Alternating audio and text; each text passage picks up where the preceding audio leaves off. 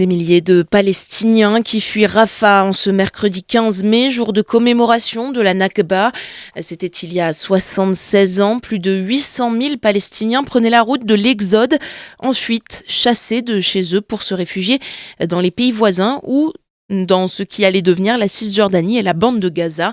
L'occasion pour nous de revenir sur cet épisode de l'histoire et de comprendre le contexte au moment de la Nakba, le 15 mai 1948. Écoutez l'historienne et spécialiste de la Palestine, Sandrine Mansour. Il a été créé dans un contexte colonial, puisque clairement il s'agissait d'un projet de colonisation, de peuplement, à l'image des colonisations faites par les grandes puissances de l'époque, qui étaient la France et la Grande-Bretagne, avec une injustice majeure, c'est que la promesse orale faite aux populations palestiniennes de leur future indépendance à l'issue de la colonisation par les Britanniques et du mandat britannique n'a jamais eu lieu, puisqu'ils n'ont jamais pu obtenir leur indépendance et qu'en lieu et place, on a créé un État avec une population européenne qui était chassée et qui a créé ce projet sur la Palestine après avoir pensé le créer sur d'autres pays comme l'Ouganda, l'Argentine ou Madagascar.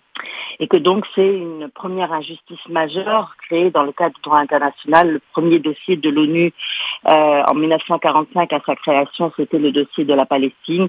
Et on le voit, c'est toujours le dossier le plus important avec un nombre extrêmement important de résolutions qui n'ont jamais été appliquées jusqu'à ce jour.